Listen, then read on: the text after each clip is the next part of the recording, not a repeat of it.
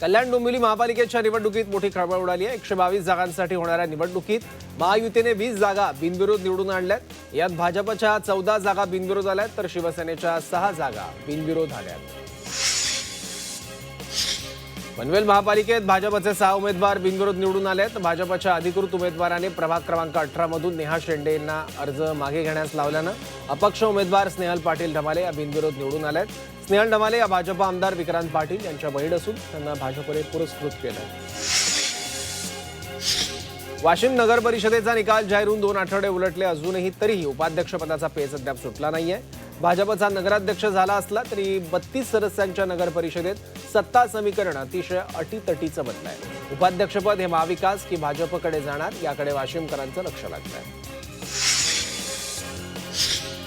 परभणीत काँग्रेसनं स्वतःची आणखी एक जागा कमी करून घेत मैत्रीपूर्ण लढत होत असलेल्या प्रभाग क्रमांक 13 मध्ये शिवसेना ठाकरे पक्षाचे 3 तर काँग्रेसचा एकच उमेदवार देऊन आघाडी केली आहे। नाशिकमधील मालेगाव महापालिका निवडणूक चुरशीची होणार आहे। या निवडणुकीसाठी 83 जागांसाठी 307 उमेदवार रिंगणात आहेत। अर्ज माघारीच्या दिवशी 177 उमेदवारांनी अर्ज माघारी घेतले तर प्रभाग 6 मधील मुनिरा फकीर मोहम्मद शेख यांची बिनविरोध निवड झाली आहे। नाशिक महापालिका निवडणुकीत 666 उमेदवारांनी माघार घेतली। आता 122 जागांसाठी 729 उमेदवार रिंगणात आहेत। बंडखोरांची मनधरणी करताना सर्वच राजकीय पक्षाच्या नेत्यांची मोठी दमछाक झाल्याचं पाहायला मिळालं। नाशिक महानगरपालिका निवडणुकीत महाविकास आघाडीत मोठी बिघाडी झाल्याचं दिसून येत आहे। शेवटच्या टप्प्यात मवियाच्या घटक पक्षांनी एकूण 152 उमेदवार रिंगणात उतरवले आहेत। शहरात एकूण 122 जागा असताना 152 उमेदवार उभे राहिल्याने तब्बल 30 जागांवर मवियाचेच उमेदवार एकमेकांविरोधात निवडणूक लढणार आहेत। जालना महापालिका निवडणुकीत बंडखोरांना रोखण्यात भाजप शिवसेनेसह महाविकास आघाडीच्या नेत्यांना पूर्णपणे यश आलंय। त्यामुळे जालन्यात कोणत्याही प्रमुख पक्षात बंडखोरी झालेली नाही तर प्रमुख पक्षातील एकाही अधिकृत उमेदवारानं माघार घेतली नाही।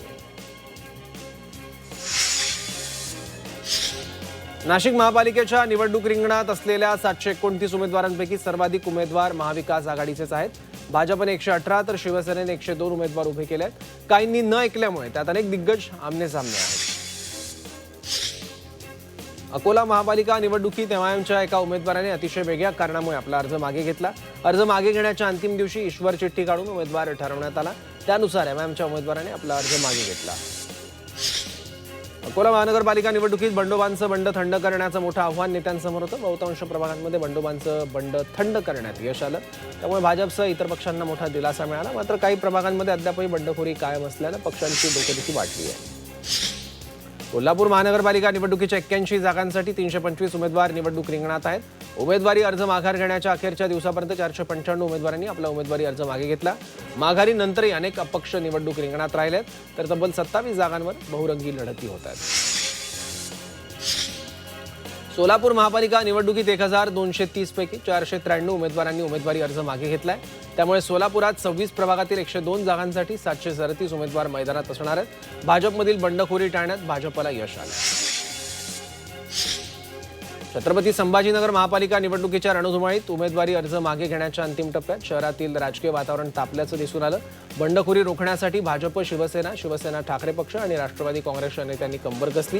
ही बंडखोरी रोखण्यासाठी मोठं आश्वासन देत अखेर बंडोबांना थंड करण्यात नेत्यांना यश आलं। जालना महानगरपालिका निवडणुकीत 65 जागांसाठी 453 उमेदवार रिंगणात उतरलेत। उमेदवारी अर्ज मागे घेण्याच्या शेवटच्या दिवशी तब्बल 402 उमेदवारांनी अर्ज मागे घेतले। जळगाव महानगरपालिका निवडणुकीत महायुतीने ऐतिहासिक कामगिरी करत 12 जागांवर बिनविरोध विजय मिळवलाय। यात भाजपचे 6 आणि शिवसेनेचे 6 उमेदवार बिनविरोध निवडून आले तर महाविकास आघाडीतील उमेदवारांनी माघार घेतल्यानं महायुतीचा मार्ग मोकळा झाला।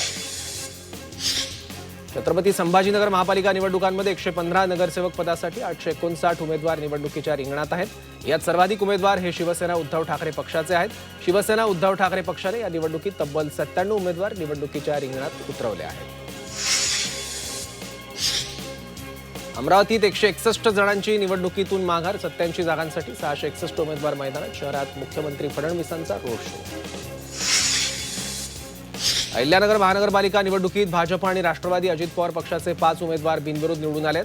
भाजपचे 3 आणि राष्ट्रवादीचे 2 असे 5 उमेदवारांची बिनविरोध निवड झाली. त्यामुळे दोन्ही पक्षाच्या कार्यकर्त्यांमध्ये आनंदाचं वातावरण आहे. कोल्हापुरातील इचलकरंजी महानगरपालिकेच्या निवडणुकीसाठी 16 प्रभागातील 65 जागांसाठी 230 उमेदवार निवडणूक रिंगणात आहेत. यामध्ये अपक्षांची संख्या जास्त असली तरीही बहुतांश जागी महायुती विरुद्ध शिवशाहू विकास आघाडी यांच्यामध्ये दुरंगी लढत होणार आहे. तर शिवसेना उद्धव ठाकरे पक्ष 18 जागांवर स्वबळावर निवडणूक लढवत आहे. पुण्यात फुलेवाडा समताभूमीतून भाजपच्या प्रचाराचा शुभारंभ. भाजप प्रदेशाध्यक्ष रवींद्र चव्हाण आणि केंद्रीय मंत्री मुरलीधर मोहोळ यांच्या प्रमुख उपस्थितीत प्रचाराचा शुभारंभ. पुण्यात भाजपचाच महापौर होणार, मोहोळांनी व्यक्त केला विश्वास. संभाजीनगर महापालिका निवडणुकांच्या प्रचाराला आता वेग येणार आहे. एमआयएम सुद्धा आता कामाला लागला आहे. संभाजीनगर महानगरपालिका निवडणुकीसाठी गेल्या 2 दिवसात 554 उमेदवारांनी आपले अर्ज मागे घेतले आहेत. आता शहरातील 29 प्रभागांमधून 859 उमेदवारांनी शहरात प्रचाराला सुरुवात केली आहे. विजय हजारे करंडक स्पर्धेत तामिळनाडू संघाला धक्का बसलाय. तामिळनाडूचा फलंदाज साई सुदर्शनच्या बरगड्यानं दुखापत झाल्यानं तो उर्वरित स्पर्धेला मुकणार आहे. सध्या साई सुदर्शन बीसीसीआयच्या बंगळुरूतील सीओईमध्ये आहे. त्यामुळे साईला काही दिवस क्रिकेटपासून दूर राहावं लागणार आहे.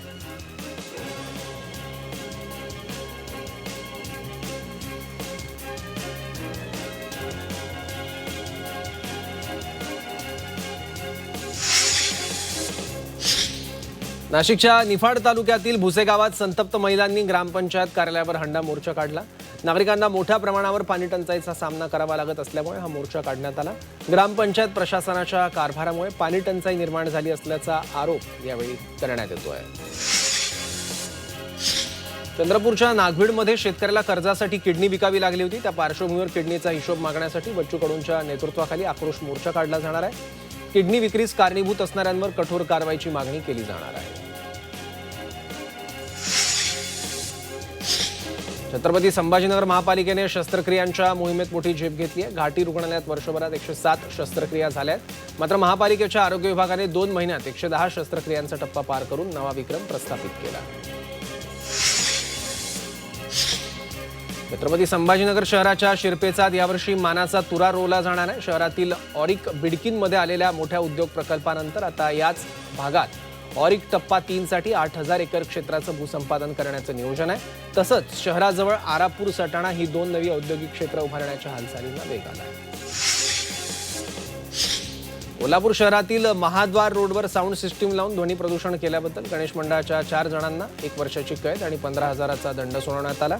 या गुन्ह्याची सुनावणी झाल्यानंतर साऊंड सिस्टीम लावून प्रदूषण करणाऱ्या गणेश मंडळांना चांगलीच चपराक बसली आहे. तर इतर गणेश मंडळांची सुनावणी अद्याप बाकी आहे. क्रांतीज्योती सावित्रीबाई फुले यांच्या जयंतीनिमित्त महोत्सवाचं आयोजन करण्यात आलं. या महोत्सवासाठी मोठ्या संख्येनं माळीज महासंघाचे कार्यकर्ते रवाना झाले आहेत. नायगावात राज्य शासनाने 200 कोटींचा निधी मंजूर केला. यात महिलांसाठी प्रशिक्षण केंद्र उभं केलं जाणार आहे. त्याचं भूमिपूजन मुख्यमंत्री देवेंद्र फडणवीस यांच्या हस्ते होईल. वाशिम जिल्ह्यातल्या चिखलीमध्ये संत झोलेबाबा यांच्या 61व्या यात्रा महोत्सवाला आज उत्साहात सुरुवात झाली आहे. संत झोलेबाबांची महापूजा, अभिषेक आणि महाआरती संपन्न झाली. दर्शनासाठी भाविकांनी मोठ्या प्रमाणात गर्दी केली. या यात्रेसाठी पोलिसांचा चोख बंदोबस्तही ठेवण्यात आला.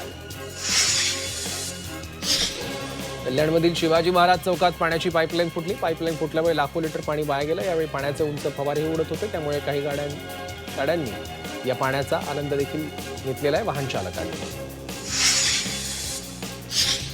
भंडारा शहरात नगर परिषदेने अतिक्रमणांवर कारवाई केली. या मोहिमेत 40 पानठेले तसंच दुकानं काढण्यात आली. रस्त्यावरील अतिक्रमण हटवल्यामुळे आता वाहतुकीतील अडथळे दूर झाले आहेत. खेड तालुक्यातील जयदवाडी हायवे लगत असलेल्या एका कारखान्यातून मोठ्या प्रमाणावर धूर पसरतोय. संपूर्ण परिसर प्रदूषणाच्या विळख्यात सापडल्यामुळे नागरिकांना श्वास घेणं अवघड झालंय. तसंच डोळ्यांची जळजळ, घसा खवखवणं आणि श्वसनाच्या तक्रारी वाढल्यानं ग्रामस्थ संतप्त झाले आहेत.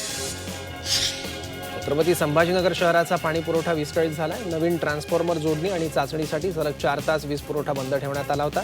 या तांत्रिक कामामुळे शहराचा पाणी पुरवठा पुन्हा एकदा विस्कळीत झाला आहे. शाळेच्या परिसरातील भटक्या कुत्र्यांना आवर घालण्यासाठी प्रत्येक शाळेत शिक्षकांना नोडल अधिकारी म्हणून जबाबदारी देण्यात आली आहे. मात्र ही जबाबदारी घेण्यास शिक्षकांनी विरोध केला असून आता शिक्षण विभाग आणि शिक्षक संघटना आमनेसामने आले आहेत. हे काम स्थानिक स्वराज्य संस्थांचं असल्याचं शिक्षक संघटनांनी स्पष्ट केलं.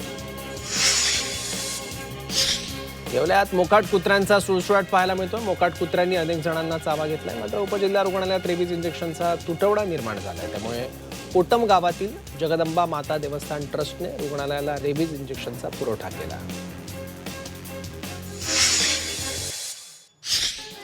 मार्च 2026 पर्यंत रिझर्व्ह बँक एटीएम मधून 500 रुपयांच्या नोटा बंद करणार आहे असा दावा करणाऱ्या सोशल मीडियावरील अफवांचं केंद्र सरकारने खंडन केलं. त्यामुळे नागरिकांनी कोणत्याही चुकीच्या संदेशाला किंवा अफवेला बळी पडू नये असं आवाहन सरकारने केलं. राज्यातील 29 लाख विद्यार्थी अपार आयडी विना असल्याचं समोर आलंय. त्यामुळे सगळ्या विद्यार्थ्यांचे अपार आयडी 31 जानेवारीपर्यंत पूर्ण करून घ्यावेत अशा सूचना महाराष्ट्र प्राथमिक शिक्षण परिषदेनं दिल्या आहेत. मुंबई पोलिसांच्या हक्काच्या घरांसाठी समिती स्थापन करण्यात आली. गृह विभागाच्या अतिरिक्त मुख्य सचिवांच्या अध्यक्षतेखाली ही समिती काम करणार आहे. पोलिसांना मालकी हक्काची घरं देण्याबाबत उद्भवणाऱ्या कायदेशीर आणि आर्थिक बाबींची तपासणी करण्यासाठी गृह विभागाने शासन निर्णय जारी केला आहे. नर्सिंग अभ्यासक्रमाच्या तब्बल 34% म्हणजेच जागा रिक्त राहिल्यात. त्यामुळे ग्रामीण भागातील आणि तालुका स्तरावरील नर्सिंग कॉलेजच्या अडचणींमध्ये वाढ झाली. सरकारी 6 आणि खासगी कॉलेजात 5,567 जागा रिक्त राहिल्या. वैवाहिक संबंधांमध्ये कटुता निर्माण झालेली असताना पतीने पत्नीवर आर्थिक वर्चस्व गाजवणं ही बाब क्रूरता असू शकत नाही असा महत्त्वपूर्ण निकाल सर्वोच्च न्यायालयाने दिलाय. वैवाहिक प्रकरणांमध्ये तक्रारींची दखल घेताना सावधगिरी बाळगणं गरजेचं असल्याचंही न्यायालयाने म्हटलंय. मध्य रेल्वे आणि ट्रान्स हार्बर मार्गावर उद्या मेगा ब्लॉक घेण्यात येणार आहे. मध्य रेल्वेवर माटुंगा आणि मुलुंड धीम्या मार्गावर आणि ट्रान्स हार्बर मार्गावर ठाणे आणि वाशी नेरूळ स्थानकांच्या दरम्यान मेगा ब्लॉक घेणार आहे.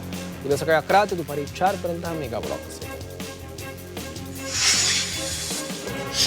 दहिसर ते काशीगाव दरम्यानच्या मेट्रो 9 मार्गिकेची सुरक्षा तपासणी अंतिम टप्प्यात आली आहे. आचारसंहिता संपल्यानंतर लवकरच या मार्गिकेला सुरक्षा प्रमाणपत्र मिळणार आहे.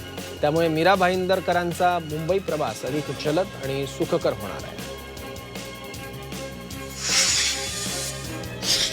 पश्चिम रेल्वेच्या ग्रँड रोड ते मुंबई सेंट्रलच्या दरम्यान 13 तासांचा ब्लॉक घेण्यात येणार आहे. अप आणि डाऊन धीम्या मार्गावर आज रात्री 11 वाजल्यापासून ते उद्या दुपारी 12 वाजेपर्यंत ब्लॉक असेल. या ब्लॉकमुळे 145 लोकल रद्द करण्यात येणार आहे. मुंबईकडे येणाऱ्या मेल एक्सप्रेस गाड्या दररोज सुमारे 2 तास उशिराने धावत असल्याचा फटका मध्य रेल्वेच्या लोकल प्रवाशांना बसतोय. सकाळी आणि संध्याकाळी गर्दीच्या वेळी लांब पल्ल्याच्या 42हून अधिक गाड्या उशिराने धावत आहेत. त्यामुळे मुंबईच्या 14 लोकल गाड्यांचं वेळापत्रक दररोज 15 ते 20 मिनिटांनी कोलमडतंय. राज्य परिवहन महामंडळाने सप्टेंबर ते डिसेंबर 2025 या कालावधीत 2,24,00,000 ऑनलाईन तिकीट विक्री केली. याद्वारे महामंडळाला 303,65,00,000 महसूल मिळाला. सर्वाधिक ऑनलाईन तिकीट विक्री डिसेंबर महिन्यात झाली आहे.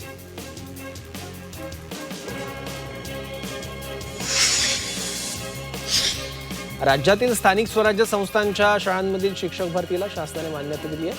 राज्यातील स्थानिक संस्थांच्या प्राथमिक, उच्च प्राथमिक आणि माध्यमिक आणि उच्च माध्यमिक शाळांमध्ये 80% शिक्षक भरतीला मंजुरी मिळाली आहे. ही भरती प्रक्रिया पवित्र पोर्टल मार्फत करण्यात येणार आहे.